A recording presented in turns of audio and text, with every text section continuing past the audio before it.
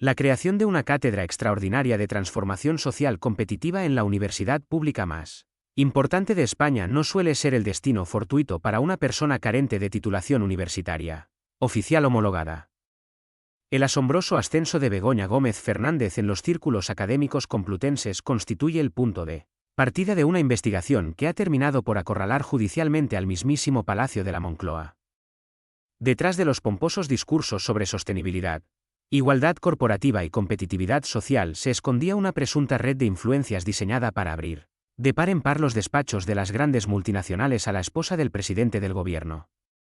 Hoy destapamos cómo se construyó paso a paso la que muchos analistas consideran la gran farsa académica de la democracia española, un esquema de favoritismo sin precedentes que ha dinamitado el prestigio de la educación pública. La mística del sanchismo siempre se ha sostenido sobre un férreo control del relato público, vendiendo una imagen de pulcritud institucional y regeneración democrática frente a los tradicionales escándalos de épocas pasadas. Sin embargo, el estallido del caso Begoña Gómez en la primavera del año 2024 resquebrajó de golpe esa coraza mediática, exponiendo ante la opinión pública la preocupante fusión entre los intereses del partido y el entorno familiar del líder. Lo que durante meses el oficialismo intentó catalogar como una burda campaña de difamación orquestada por la oposición mediática y judicial ha adquirido finalmente una solidez penal incontestable ante los tribunales. La deconstrucción de este entramado de prebendas revela una preocupante normalización del nepotismo en las más altas esferas del poder ejecutivo de nuestra nación.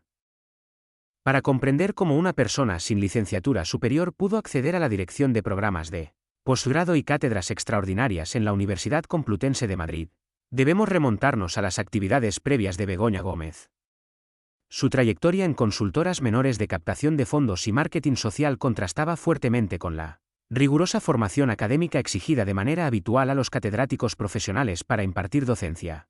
Sin embargo, su estatus como consorte del secretario general del Partido Socialista le otorgó un aura de influencia que pronto atrajo el interés de determinados gestores universitarios complacientes.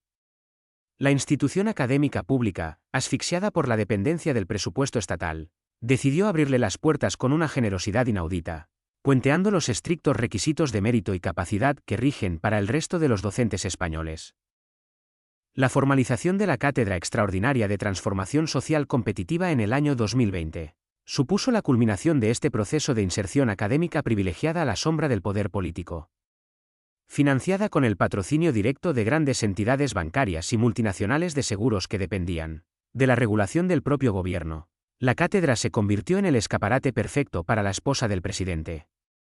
Begoña Gómez disponía de una plataforma pública de primer nivel desde la cual impartir doctrina sobre ética empresarial, mientras utilizaba las siglas de la universidad pública para entablar relaciones comerciales privadas con directivos de grandes compañías. Los despachos de la Complutense se transformaron en un espacio de intermediación donde el acceso al apellido presidencial se convirtió en el principal activo de captación de patrocinios millonarios.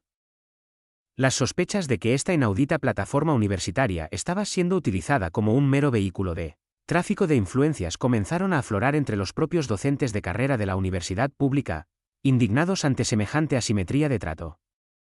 Mientras investigadores de gran prestigio internacional debían lidiar con la burocracia estatal y la falta de recursos para financiar sus proyectos, la cátedra de la consorte disponía de financiación privada de manera inmediata.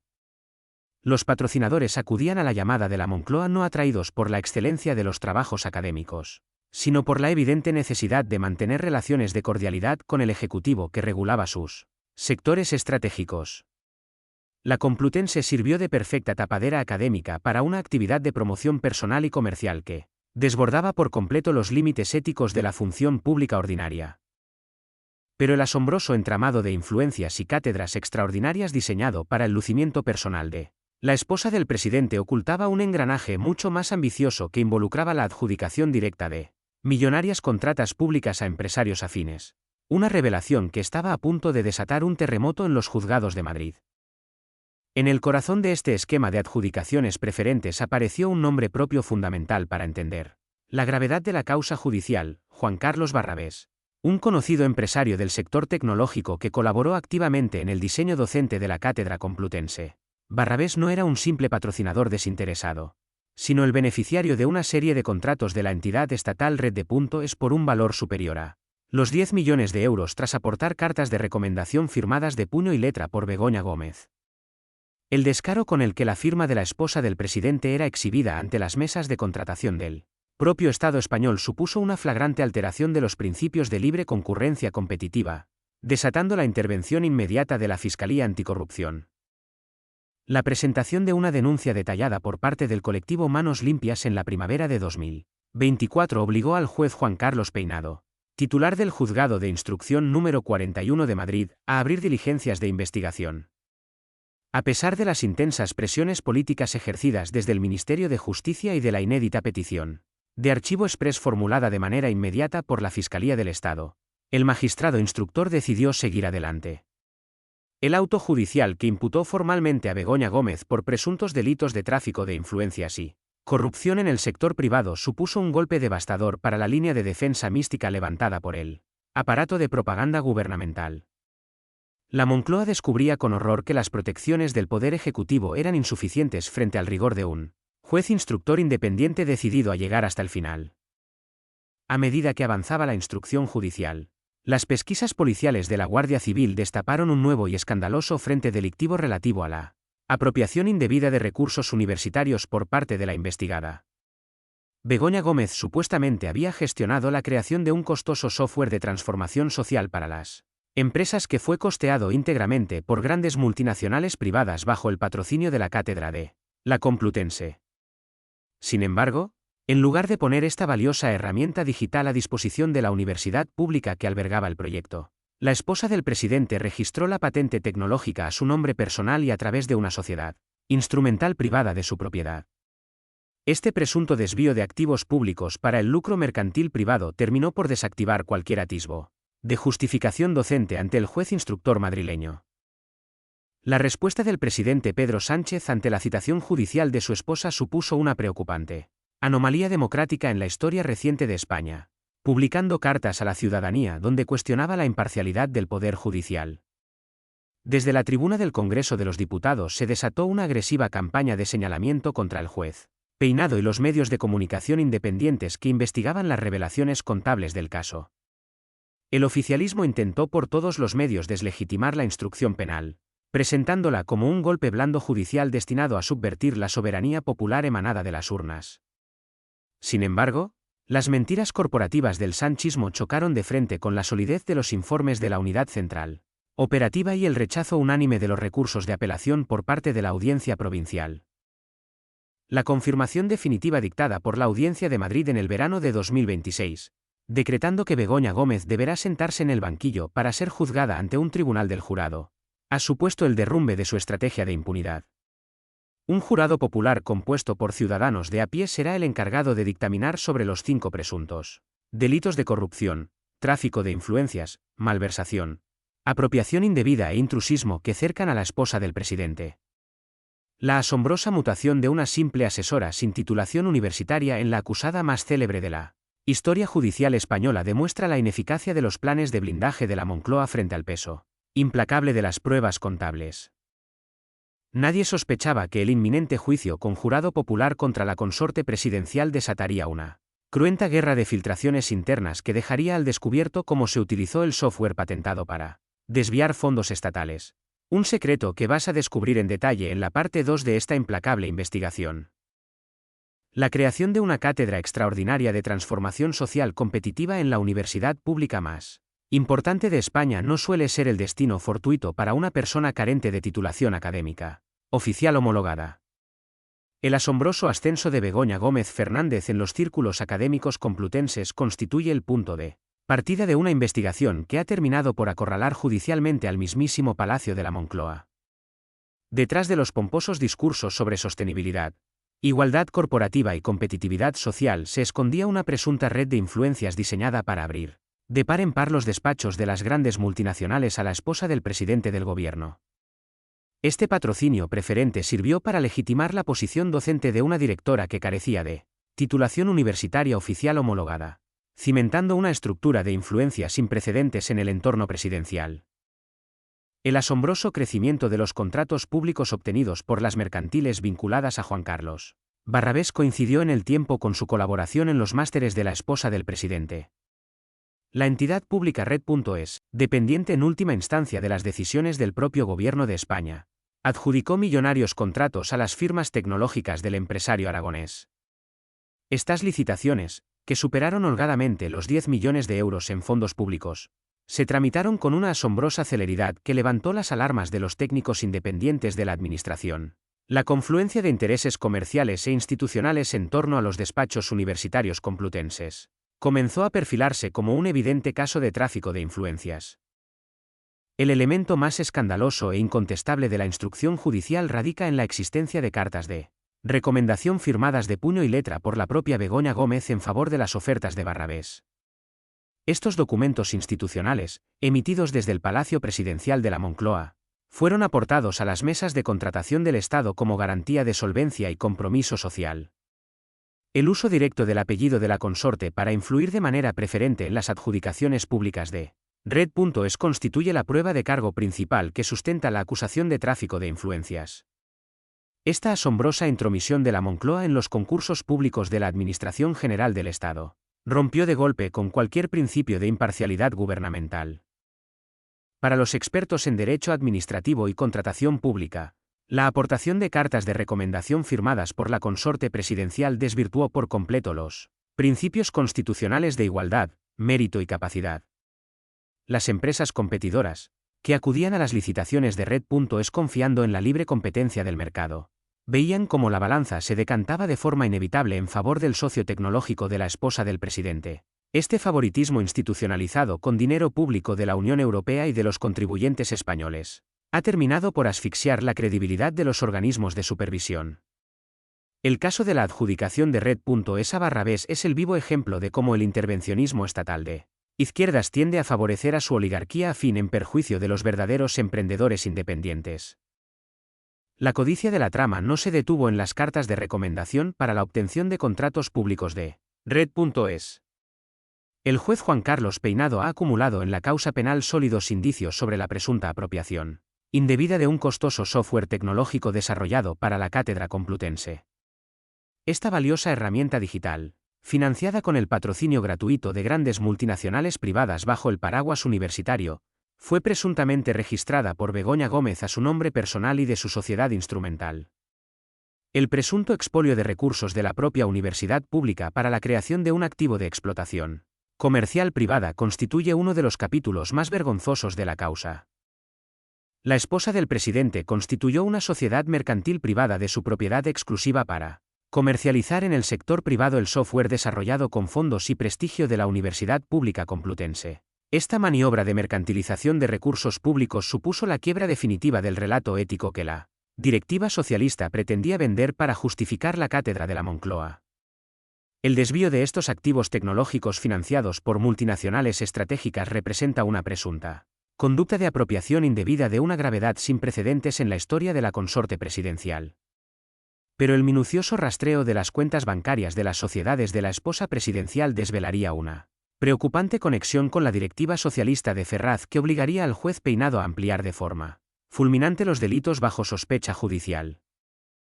Tras 2 años de intensa y accidentada instrucción penal, el auto de transformación dictado por el juez de instrucción número 41 de Madrid ha sido verdaderamente demoledor.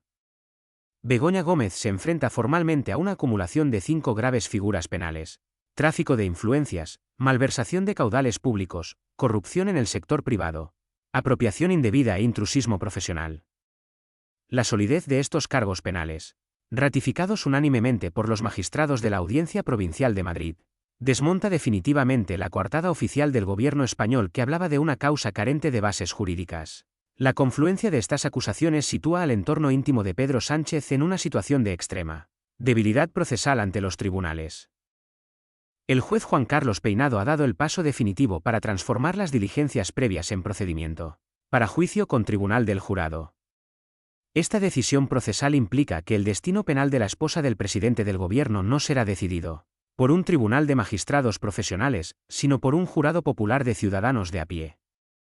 La Ley Orgánica del Tribunal del Jurado establece que delitos como el tráfico de influencias y la malversación de caudales públicos deben ser enjuiciados necesariamente bajo este formato de participación popular.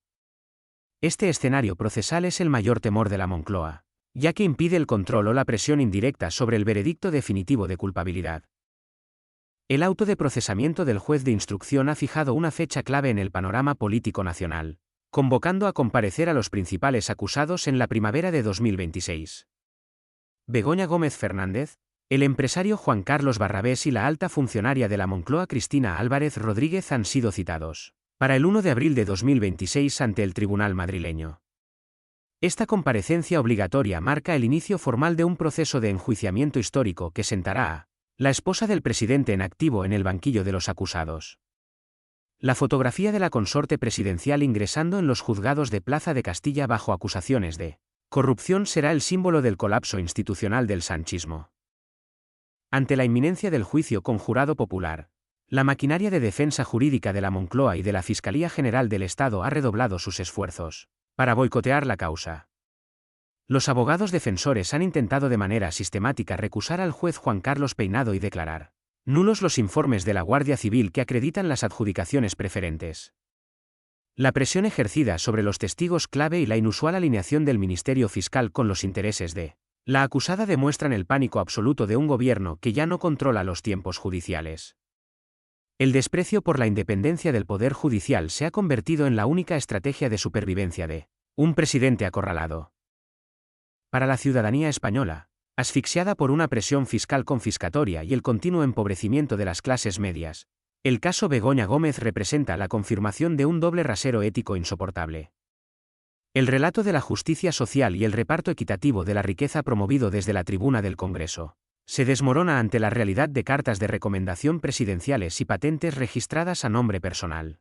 El desvío de recursos públicos y de contratos millonarios en favor de socios tecnológicos cercanos al poder pone en evidencia la hipocresía de las élites socialistas.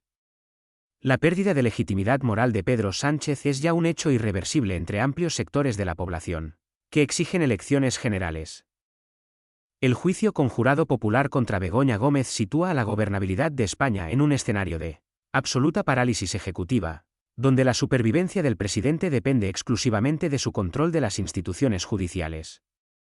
La confluencia del caso de su esposa con la condena de José Luis Ábalos y el juicio de su hermano David Sánchez dibuja un panorama de corrupción sistémica que amenaza con colapsar los cimientos del régimen en las próximas semanas. Nadie sospechaba que las confesiones de los intermediarios de Red.es y los registros incautados por los agentes de la Guardia Civil desvelarían la implicación directa de un alto cargo de la SEPI, abriendo el camino hacia el clímax penal definitivo en la parte 3 de este documental. El avance de las investigaciones judiciales sobre el entorno presidencial ha destapado un segundo y asombroso frente delictivo que golpea la línea de flotación moral del sanchismo, centrado esta vez en la figura de David Sánchez Pérez Castejón. Conocido en los ambientes artísticos bajo el seudónimo de David Azagra, el hermano menor del presidente del Gobierno de España pasó de ser un músico de trayectoria discreta a beneficiario de un lucrativo puesto público diseñado de manera milimétrica a su entera conveniencia. La creación express en el año 2017 de la plaza de coordinador de actividades de los conservatorios de música en la Diputación de Badajoz, bajo el mandato de la Federación Socialista Provincial, supuso el inicio de un monumental escándalo de nepotismo institucionalizado. Este descarado traje legal a medida, financiado íntegramente con los recursos públicos de Extremadura, desató la indignación de miles de profesionales de la música que asisten atónitos al reparto clientelar de los puestos más codiciados de la administración. Los pormenores de su contratación, acreditados rigurosamente por los sumarios de la Guardia Civil, demuestran que en junio de 2017 la Diputación de Badajoz, presidida por el líder socialista extremeño Miguel Ángel Gallardo, redactó unos requisitos laborales absolutamente inauditos. En lugar de diseñar una convocatoria pública abierta y transparente basada en los estrictos principios constitucionales de igualdad, mérito y capacidad, las bases de la plaza de coordinador se ajustaron en exclusiva a las preferencias personales del hermano del entonces recién retornado secretario general del PSOE. De esta manera, David Sánchez obtuvo una plaza blindada con un sueldo público extraordinario para dirigir actividades musicales que apenas requerían de su presencia física en Extremadura. Esta asombrosa maniobra de colocación familiar evidenció la preocupante colonización que el partido gobernante ha ejercido sobre las diputaciones provinciales y las instituciones locales en España. El impacto económico para las arcas públicas provinciales ha quedado minuciosamente cuantificado en la Documentación oficial remitida por la propia Diputación de Badajoz al Juzgado de Instrucción de Badajoz. Según estos informes contables incorporados directamente al sumario judicial, David Sánchez percibió de manera ininterrumpida un total de 340.572 euros brutos entre los años 2017 y 2025. Esta multimillonaria cuantía representa un evidente y doloroso perjuicio patrimonial para una de las provincias con menor renta per cápita y mayor tasa de desempleo de toda la Unión Europea. Mientras los contribuyentes extremeños luchaban por sacar adelante sus pequeños negocios familiares bajo una asfixiante presión impositiva, el hermano del presidente del gobierno acumulaba una ingente fortuna de fondos públicos sin que constaran apenas méritos profesionales destacables. Pero el elemento que verdaderamente desató la ira social y la denuncia penal contra el músico fue la revelación de su peculiar residencia fiscal a escasos kilómetros de la frontera española. Desde el año 2017, David Sánchez trasladó su domicilio oficial a la pintoresca localidad portuguesa de Elvas, una conocida maniobra destinada a eludir el pago de impuestos sobre la renta en España. Esta deslocalización fiscal le permitía tributar bajo el ventajoso régimen impositivo de Portugal, mientras su salario mensual era sufragado de forma íntegra por las arcas del erario extremeño. La asombrosa hipocresía de predicar la obligatoriedad de sostener el escudo social mediante elevados impuestos estatales mientras sus familiares directos evadían la agencia tributaria en el país vecino dinamitó por completo el relato ético de la Moncloa. La impunidad con la que operaba David Sánchez alcanzó niveles grotescos al demostrarse que la propia Diputación Provincial de Badajoz tenía pleno conocimiento de que su director directivo residía oficialmente en el extranjero. La documentación recabada por los agentes policiales acreditó que las autoridades socialistas provinciales no realizaron ninguna gestión para exigir su presencia física de manera presencial en las dependencias extremeñas, o regularizar su anómala situación fiscal. El hermano del presidente operaba bajo un estatuto de absoluto privilegio que le permitía cobrar del contribuyente español desde el país vecino sin estar sometido a las estrictas auditorías de control de presencia que rigen para el resto de los funcionarios de Extremadura. Este trato de favor sistémico confirmó la preocupante desconexión entre una casta de dirigentes políticos que se considera impune y las rigurosas obligaciones fiscales impuestas a la ciudadanía de a pie. El prolongado sistema de privilegios de David Sánchez comenzó a agrietarse de manera definitiva en abril de 2024, cuando la organización Manos Limpias presentó una querella criminal ante los tribunales extremeños. A esta denuncia penal, admitida inmediatamente a trámite por la justicia de Badajoz, se sumaron de manera activa partidos como Vox y la asociación Hazte Oír junto a abogados cristianos en calidad de acusaciones populares.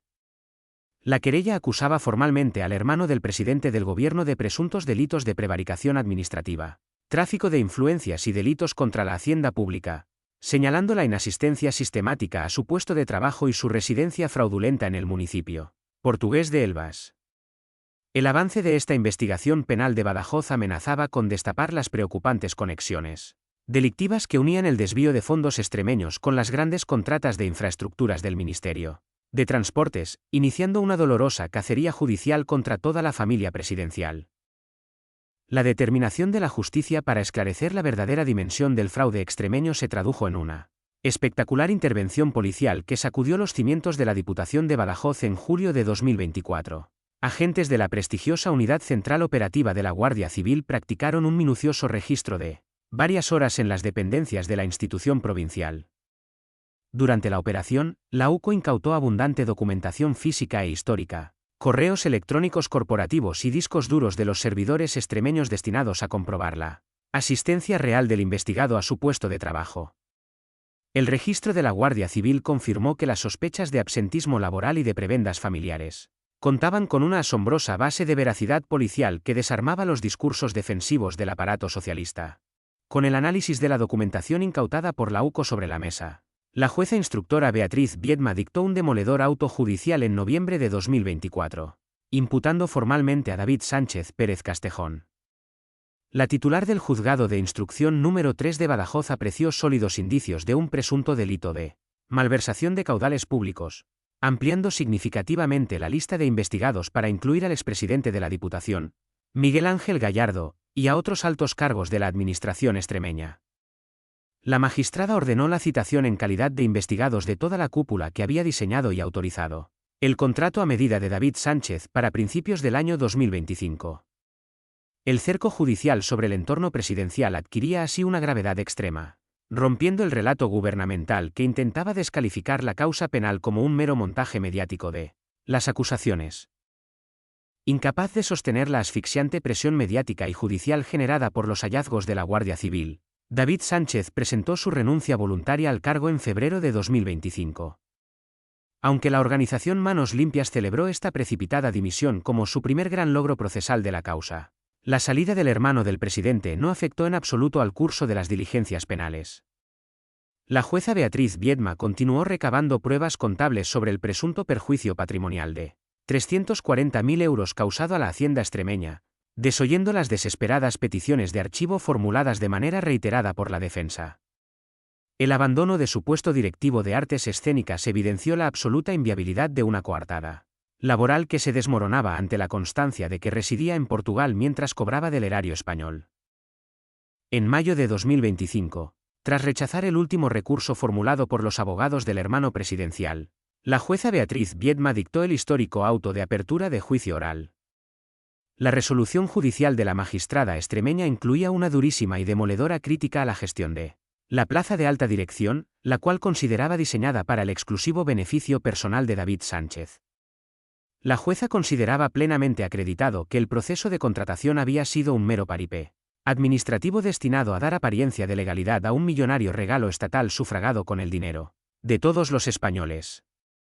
David Sánchez y Miguel Ángel Gallardo eran enviados directamente al banquillo de los acusados por presuntos delitos de prevaricación administrativa y tráfico de influencias, en una causa penal que desmantelaba de raíz los mitos éticos del socialismo de Extremadura.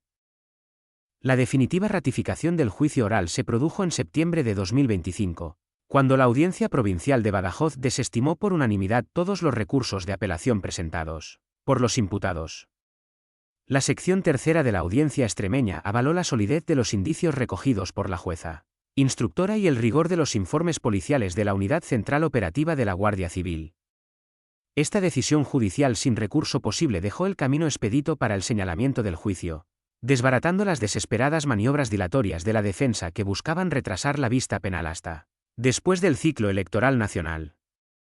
La estampa del hermano de Pedro Sánchez sentado en el banquillo por presunta corrupción durante el mandato presidencial se convertía en una realidad ineludible para la opinión pública española.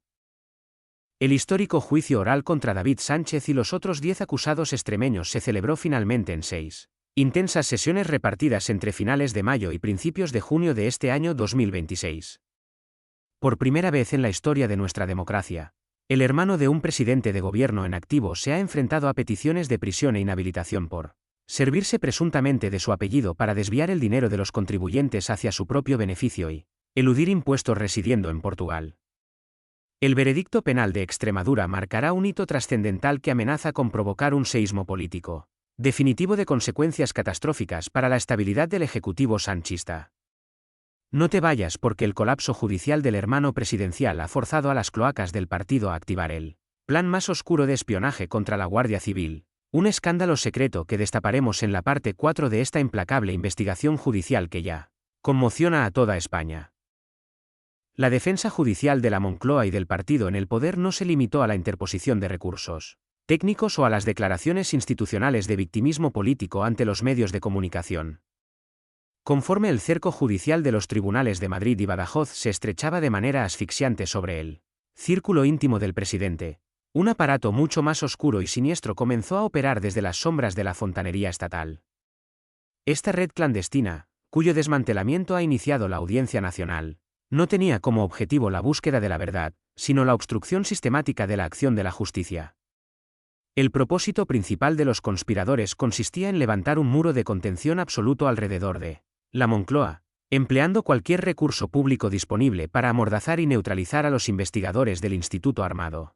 En el centro operativo de este preocupante engranaje de espionaje y sabotaje judicial se situó Leire Díez, una conocida exmilitante socialista que había construido una influyente agenda de contactos políticos y empresariales.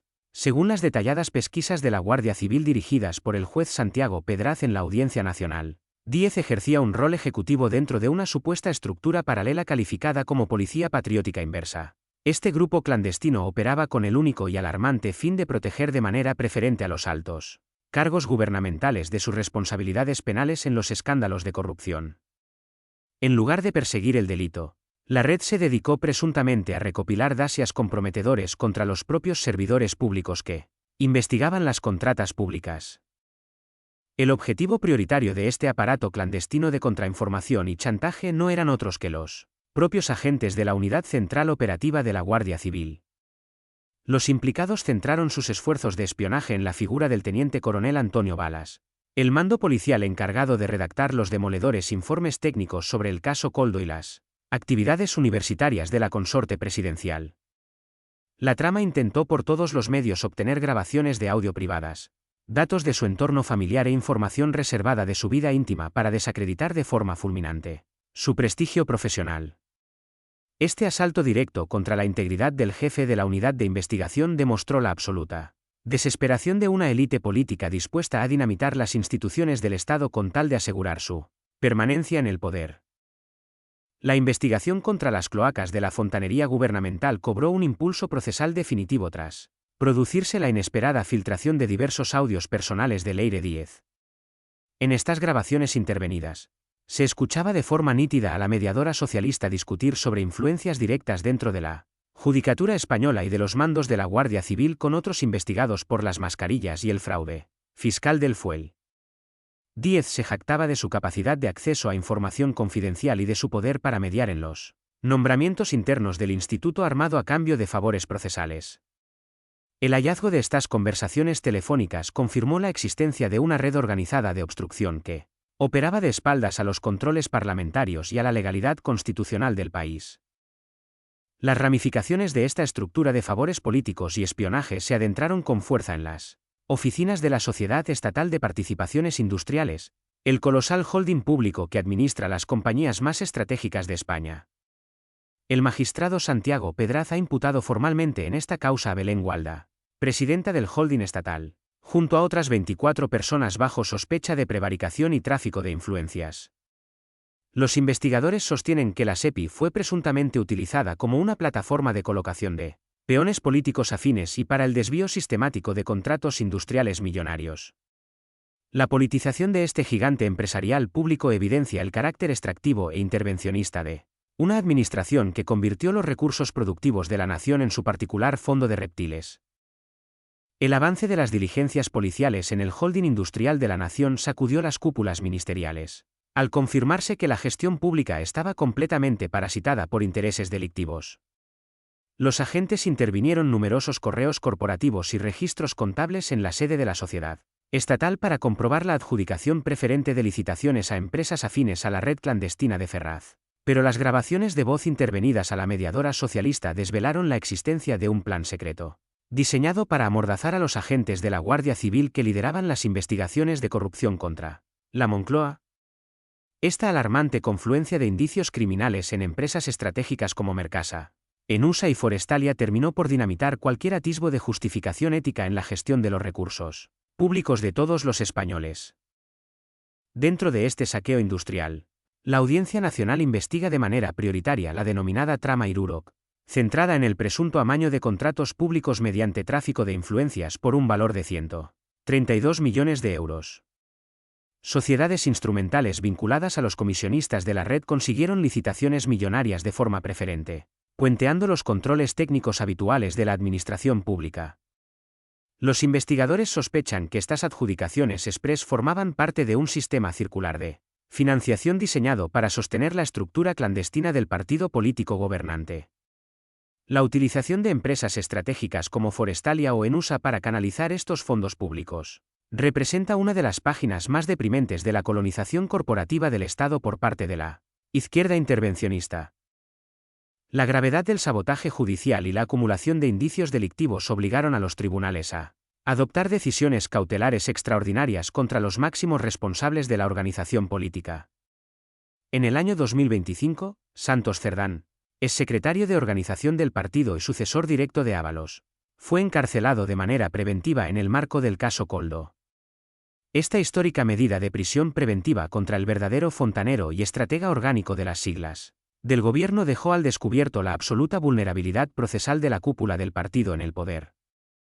La caída de Cerdán demostró a la opinión pública española que el cerco judicial ya no afectaba a exministros retirados, sino que alcanzaba el corazón activo del aparato gubernamental que sostenía la presidencia de Sánchez.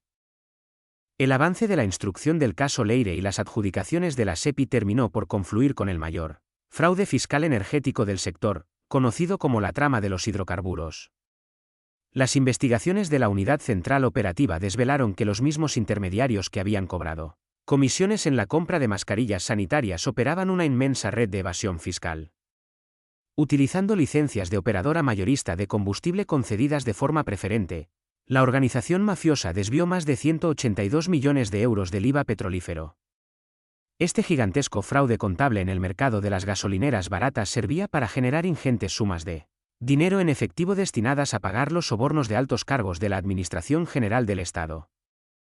Las operaciones policiales dirigidas por la Audiencia Nacional contra el sabotaje judicial se saldaron con la detención de Vicente Fernández, un alto directivo con responsabilidades en la SEPI, y de Anchón Alonso. Durante los registros domiciliarios practicados por la Guardia Civil, se incautó abundante material informático y dispositivos móviles que contenían pruebas inequívocas de la trama de espionaje. Los agentes documentaron la existencia de grabaciones de voz y peticiones expresas de dossiers para desacreditar de manera sistemática las investigaciones lideradas por el teniente coronel Antonio Balas. Estas detenciones confirmaron que las cloacas del Estado operaban de manera coordinada con directivos de empresas públicas para obstruir la acción de la justicia y proteger a la familia del presidente. El impacto macroeconómico y social de este intervencionismo corrupto ha supuesto un doloroso hachazo para las familias y los profesionales independientes españoles. Mientras los autónomos y los creadores de riqueza deben soportar una presión fiscal confiscatoria y rigurosas inspecciones de Hacienda, las empresas afines al poder disfrutaban de un acceso preferente a millones de euros públicos. Este sistema de favoritismo estatal y capitalismo de amiguetes destruye la libre competencia de los mercados, expulsa la inversión productiva internacional y empobrece de forma sostenida a las clases medias. La degradación de la gobernanza pública española, asimilando sus métodos de gestión a la opacidad de los regímenes populistas, ha sumido al país en una parálisis económica e institucional de consecuencias incalculables. El desmantelamiento definitivo de este aparato de espionaje y obstrucción procesal sitúa al sanchismo frente a su espejo definitivo en las salas de vistas de la Audiencia Nacional. El rigor de las pesquisas de la Guardia Civil y la firmeza de jueces independientes como Santiago Pedraz y Juan Carlos Peinado han demostrado la ineficacia de las cloacas para silenciar la acción penal de los tribunales. La caída de esta policía patriótica inversa deja el camino libre para el esclarecimiento definitivo de los millonarios fraudes de IVA que amenazan con provocar la quiebra absoluta del gobierno de España. La ciudadanía contempla hoy con indignación cómo la implacable matemática de la justicia y la verdad contable terminan siempre por imponerse sobre las mentiras de la maquinaria de propaganda oficialista. El entramado de prebendas y asalto a los recursos estatales no se detuvo en las comisiones de material sanitario ni en el espionaje a los investigadores, sino que dio su salto definitivo hacia el sector más estratégico de la economía, el energético. La denominada trama de los hidrocarburos destapó un sofisticado mecanismo de fraude fiscal que operaba de manera sistemática bajo la aparente pasividad de los organismos reguladores del Estado.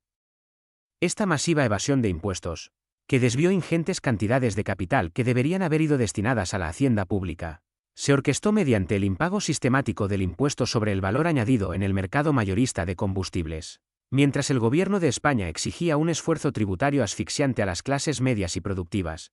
Los intermediarios de la red se lucraban de forma masiva a través de un millonario fraude carrusel. La magnitud de este saqueo energético ha quedado plenamente documentada a través de sucesivas operaciones policiales que evidenciaron la vulnerabilidad extrema de los controles fiscales del país.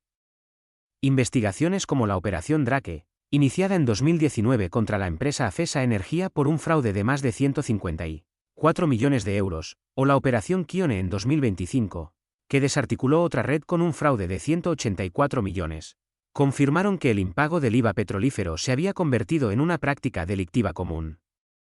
Estas organizaciones criminales utilizaban sofisticadas redes de empresas instrumentales que desaparecían rápidamente de los registros mercantiles, permitiendo a los comisionistas desviar el capital evadido hacia criptoactivos y cuentas en el extranjero, antes de ser detectados por la agencia tributaria. En el centro de esta confluencia entre el crimen financiero y las influencias gubernamentales emergió con fuerza la figura de la distribuidora Villafuel Sociedad Limitada. Esta colosal compañía, que llegó a registrar ventas astronómicas superiores a los 815 millones de euros en el año 2022, se convirtió en la principal herramienta operativa de la red. El polémico empresario Víctor de Aldama, quien ya figuraba como el intermediario clave del caso Koldo, fue señalado por los investigadores como el verdadero cerebro que dirigía los hilos de esta inmensa maquinaria de evasión fiscal. Utilizando su acceso privilegiado a los despachos del poder político, Aldama diseñó un esquema que defraudó de manera directa más de 182 millones de euros directos de las arcas públicas de la nación.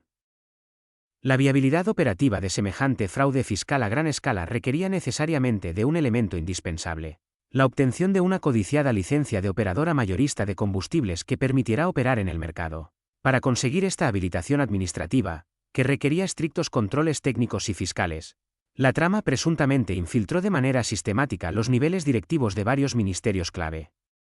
Los minuciosos informes de la Unidad Central Operativa de la Guardia Civil de diciembre de 2025 concluyeron que la red delictiva logró penetrar en las cúpulas de los ministerios de Transportes, Industria y Transición Ecológica.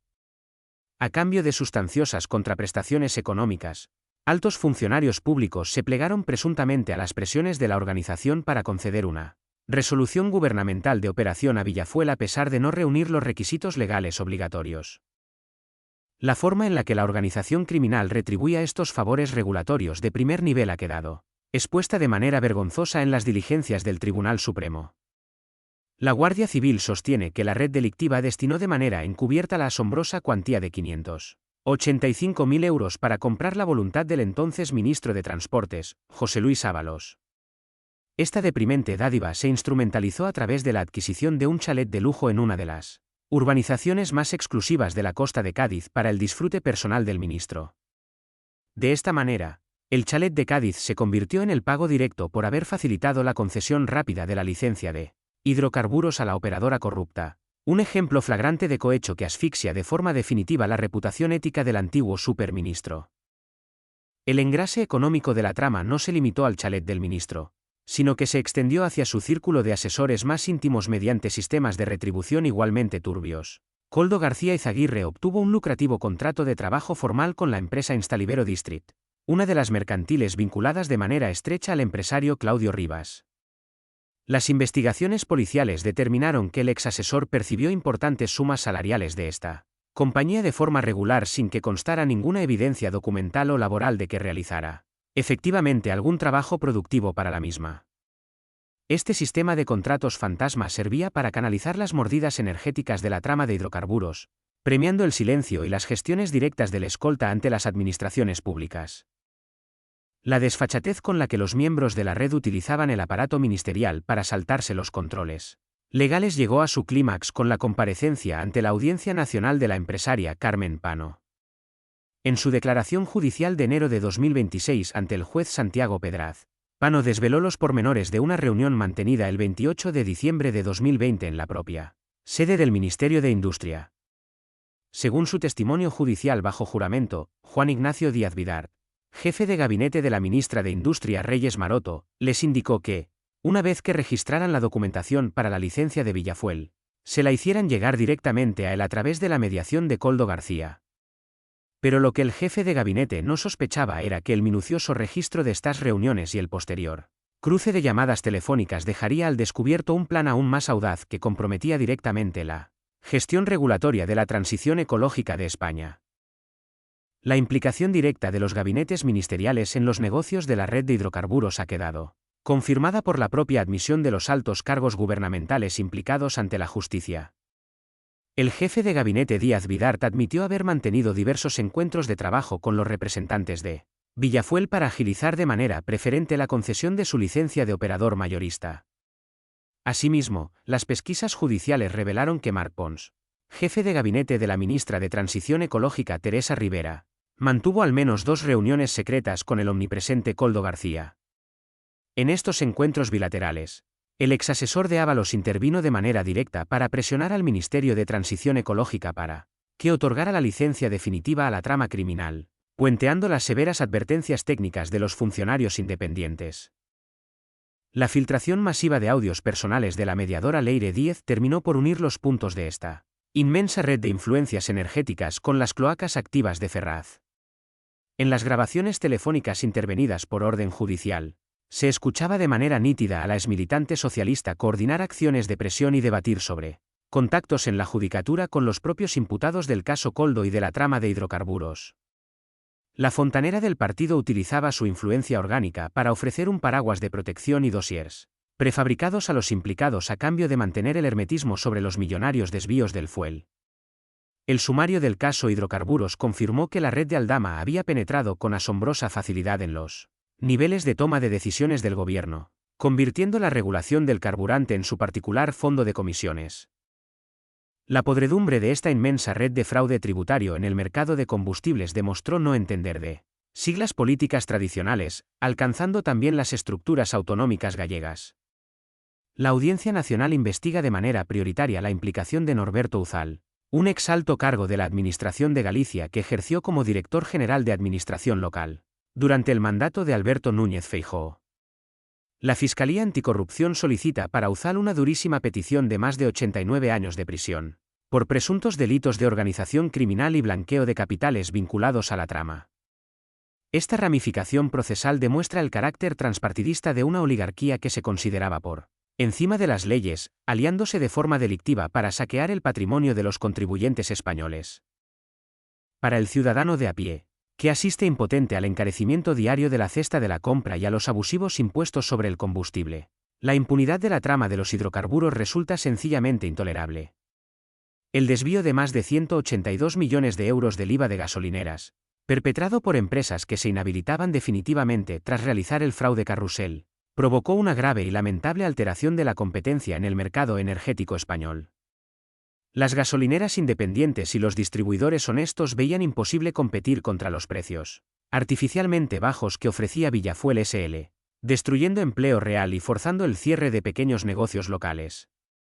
El intervencionismo estatal, lejos de abaratar el carburante, sirvió para amparar una colosal estafa tributaria que ha terminado por empobrecer de manera sostenida al sector productivo nacional.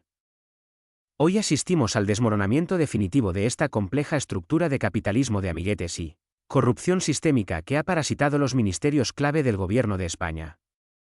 Las confesiones de los implicados ante la Audiencia Nacional, la inhabilitación definitiva de Villafuel publicada en el Boletín Oficial del Estado y la inminente condena de la cúpula de Fomento marcan el final de una era de impunidad inaceptable.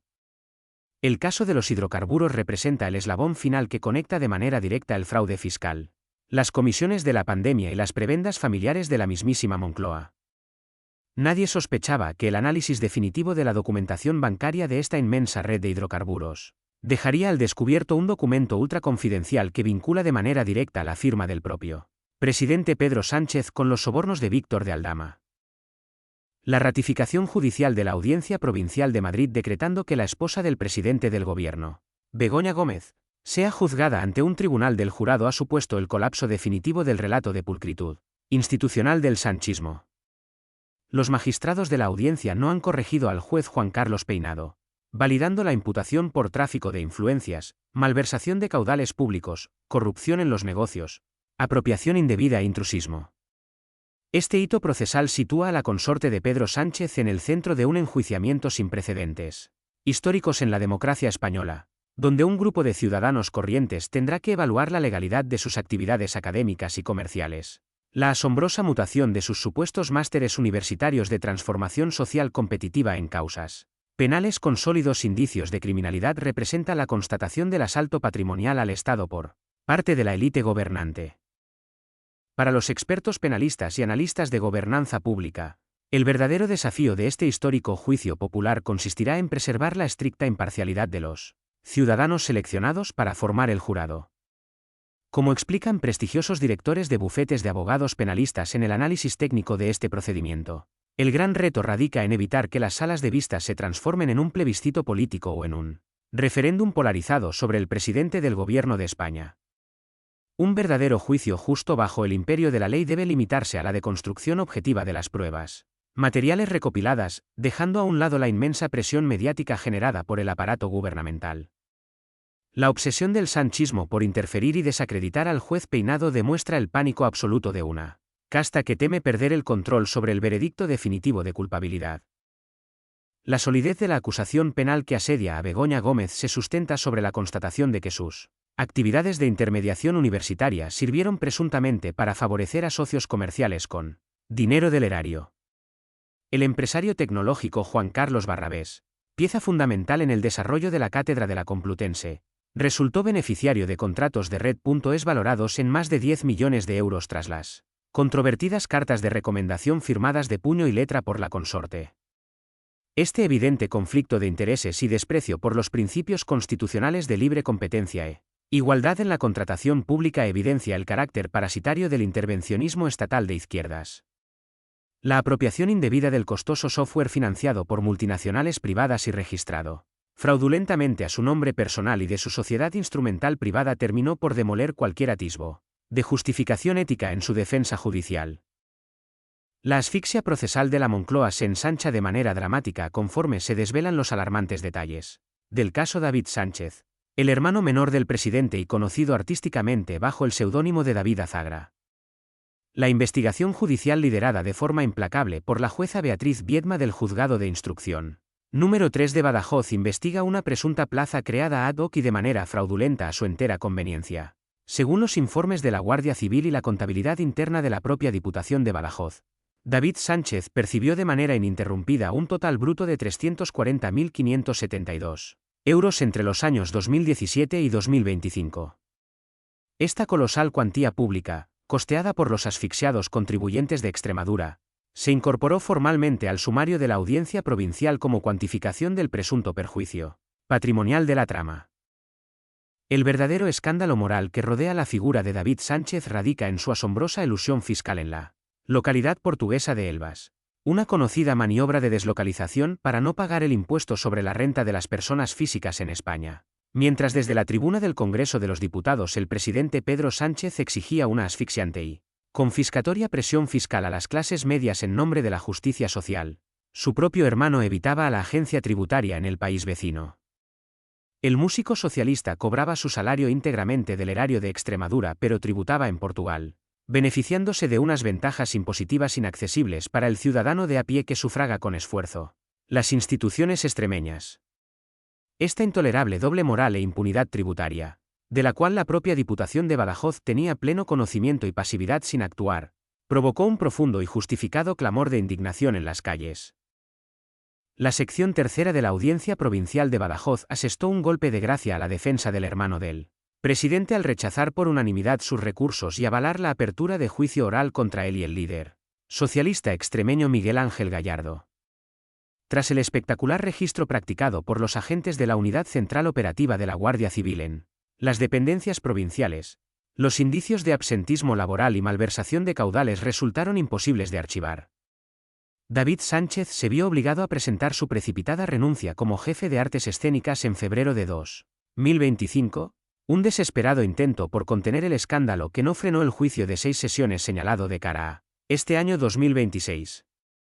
Pero la desesperada huida hacia adelante de la familia del presidente para silenciar a los tribunales chocó de frente con una avalancha de pruebas que ya ningún aparato mediático puede ocultar ante la opinión pública. A este acorralamiento de la familia presidencial se suma la histórica y demoledora sentencia dictada por el Tribunal Supremo en junio de 2026 contra la antigua cúpula del Ministerio de Transportes. El que fuera la mano derecha indiscutible de Pedro Sánchez, José Luis Ábalos, ha sido condenado a 24 años y 3 meses de prisión por organización criminal, cohecho, malversación y tráfico de influencias. Asimismo, su asesor de máxima confianza, Koldo García Izaguirre, ha recibido una pena de 19 años y 8 meses por la compra irregular de material sanitario durante los peores meses de la pandemia. Este veredicto del Tribunal Supremo certifica de manera definitiva y con fuerza de cosa juzgada la podredumbre moral y administrativa que anidaba en el seno del Gobierno Central de España. La conexión de los comisionistas de las mascarillas sanitarias de la pandemia con el masivo fraude energético de la denominada trama de los hidrocarburos terminó de perfeccionar la sofisticada red de delincuencia económica. Víctor de Aldama, el omnipresente conseguidor de la trama Koldo, ha sido señalado por la Guardia Civil como el verdadero cerebro que operaba una gigantesca evasión de IVA a través de operadoras mayoristas de combustible baratas.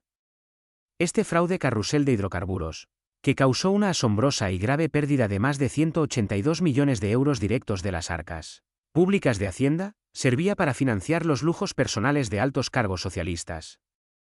La red mafiosa de Aldama compró presuntamente la voluntad de José Luis Ábalos mediante el regalo de un chalet de lujo en Cádiz y el alquiler de apartamentos para uso exclusivo de su entorno. La inhabilitación definitiva de la distribuidora Villafuel Sociedad Limitada, publicada oficialmente en el Boletín Oficial del Estado tras facturar fraudulentamente más de 815 millones de euros, confirma el fin de este imperio del fuel corrupto. Las minuciosas investigaciones de la Unidad Central Operativa demostraron que la trama logró penetrar de manera alarmante en los niveles directivos de los ministerios de Transportes, Industria y Transición Ecológica. El propio jefe de gabinete del Ministerio de Industria, Juan Ignacio Díaz Vidart, admitió reuniones para tratar la concesión de licencias a Villafuel mediadas por Koldo García.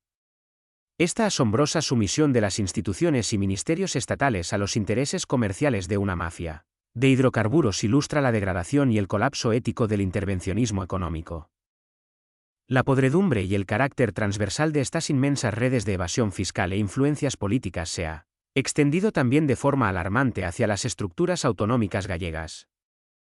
La Audiencia Nacional mantiene imputado de manera preferente a Norberto Uzal, un ex alto cargo de la Administración de Galicia durante el mandato de Alberto Núñez Feijóo que participó en el fraude de carburantes. La Fiscalía Anticorrupción solicita para Uzal una durísima petición de más de 89 años de prisión, por delitos de blanqueo de capitales y organización criminal vinculados a la red de hidrocarburos. Este riguroso avance judicial de la Audiencia Nacional demuestra que la implacable matemática de la justicia penal no entiende de siglas ni de partidos políticos tradicionales ante el saqueo fiscal generalizado. Para las familias, los profesionales autónomos y las pequeñas empresas españolas, que sufren a diario una de las presiones impositivas y energéticas más elevadas de Europa, este nivel de corrupción resulta dolorosamente intolerable. El masivo fraude del IVA en combustibles cometido por comercializadoras fantasmas provocó una competencia desleal y una alteración del mercado petrolífero verdaderamente lamentable que arruinó a decenas de gasolineras honestas. Mientras los ciudadanos debían cumplir con un riguroso esfuerzo impositivo, la oligarquía del partido en el poder presuntamente eludía impuestos en Portugal, desviaba fondos de la SEPI y recibía chalets de regalo. Nadie imaginaba que la red de impunidad tejida en los pasillos de la Moncloa terminaría por arrastrar a todo un gobierno hacia el colapso absoluto, abriendo las puertas a una inevitable reconstrucción nacional. Hoy se cierra una etapa de profunda parálisis económica y degradación moral de la gobernanza pública española, abriendo una ventana de esperanza hacia la transparencia institucional y la libertad de los mercados. Si esta exhaustiva investigación judicial y de confrontación política contra el sanchismo te ha parecido reveladora, te invitamos a sumarte a nuestra batalla contra el silencio y la propaganda estatal. Suscríbete ahora mismo a nuestro canal El Contrapoder. Activa la campanita de notificaciones para no perderte nuestras próximas investigaciones. Comparte este vídeo en tus redes sociales para romper el bloqueo oficialista y déjanos tu opinión en los comentarios sobre este juicio histórico. Tu participación decidida es nuestra mejor herramienta para defender el Estado de Derecho, el imperio de la ley y la regeneración democrática que España reclama a gritos.